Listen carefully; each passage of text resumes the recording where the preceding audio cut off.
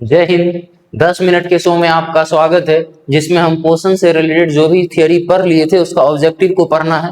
जिसमें एक वीडियो हम अपलोड कर चुके हैं, दूसरा वीडियो ये है, इसको समझते हैं बढ़िया से, आपको मजा आएगा इस वीडियो में। देखिएगा, पहला क्वेश्चन है, एक वयस्क में मानव में कुल कितने दांत होते हैं? तो दांत का क्वेश्चन है, तो दांत से रिलेटेड एक क्वेश्चन तो आएगा नहीं, आएगा बहुत सारा क्वेश्चन।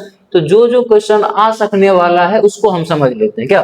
तो देखिए, जब बात दांत की हो रहा है तो दांत का अध्ययन होता है ओडोंटोलॉजी। दांत का अध्ययन क्या होता है?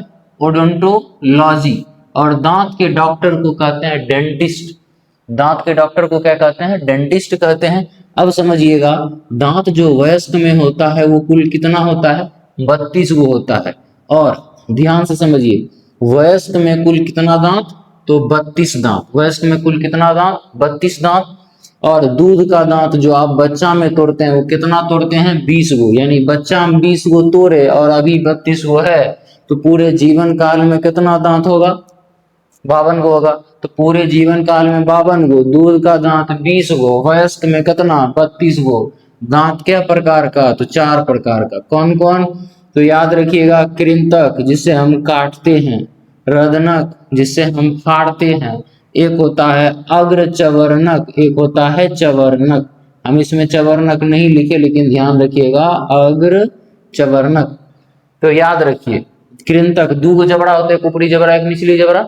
ऊपरी जबड़ा में कृंतक होता है 4 गो और नीचे में भी होता है 4 गो। कितना हुआ? 8। रदनक ऊपरी जबड़ा में होता है 2 गो, निचली जबड़ा में होता है 2 गो। कितना हुआ? 4 गो। अग्र चवर्णक जो है, ऊपरी जबड़ा में होता है 4 गो, निचली जबड़ा में होता है 4 गो। कितना हुआ? 8 गो। चवर्णक ऊपरी में होता है 3 गो, निचला में 3 गो। बताइए कितना हुआ? तो नहीं, 3 नहीं, ऊपर में होगा 6 गो, नीचे में होगा 6 गो। तो 6 6 कितने हो गए?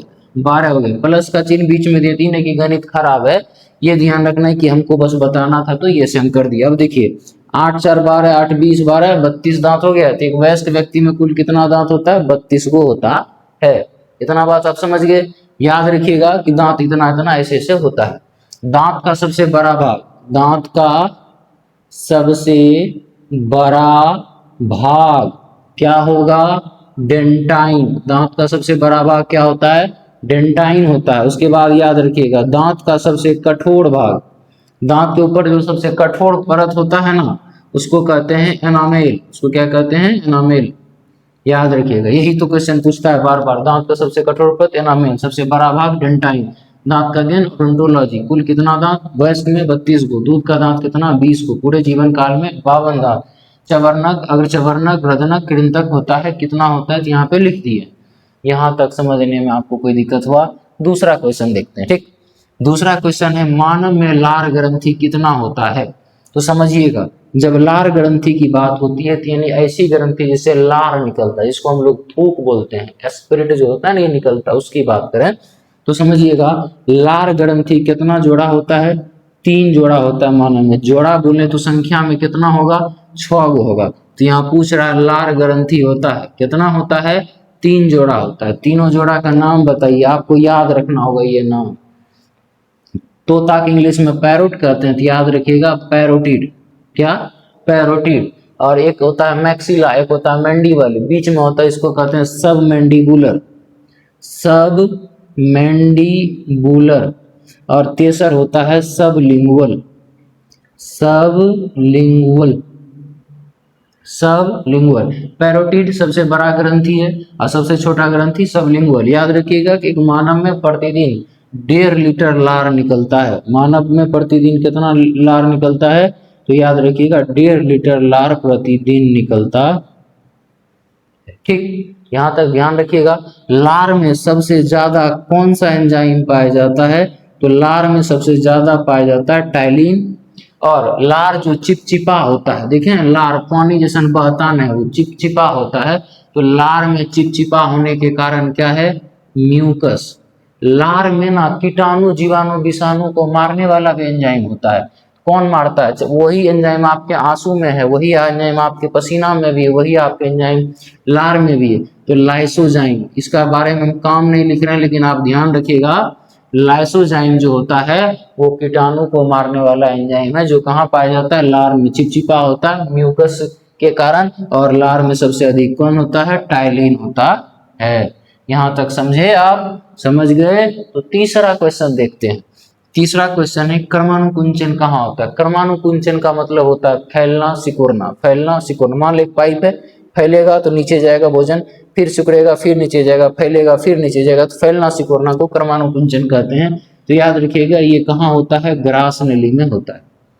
क्रमानुकुंचन कहाँ होता है, ग्रास नली में होता है। क्रमानुकुंचन कहाँ होता है, ग्रास नली में होता है। ग्रास नली के ऊपर क्या होता है, ग्रसनी होता है।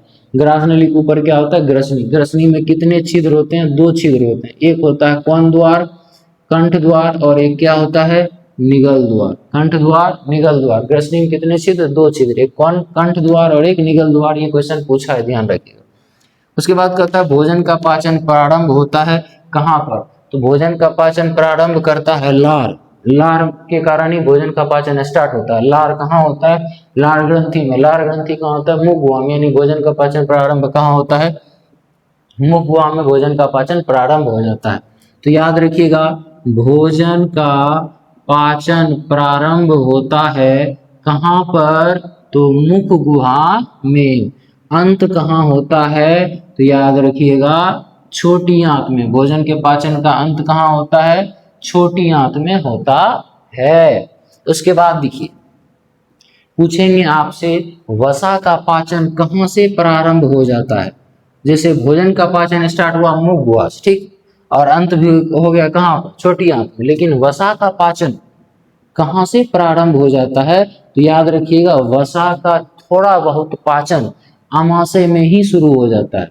वसा का पाचन थोड़ा बहुत कहाँ से शुरू हो जाता है, अमाशय में।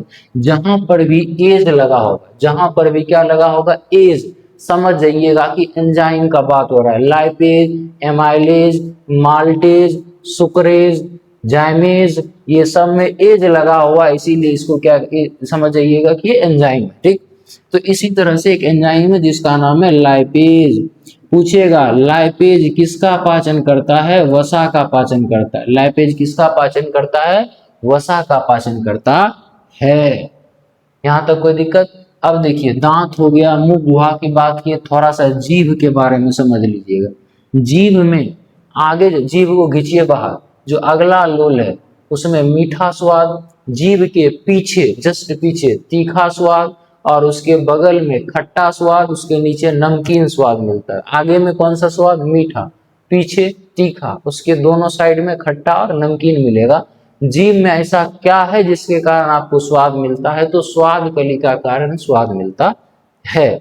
यहाँ तक आप यदि समझ गए होंगे तो आप अपने दोस्तों को भी शेयर कीजिएगा, और आप भी लाइक कमेंट जो भी करने के लिए उसमें ऑप्शन रहता है वो टिप टाप के खत्म करिएगा।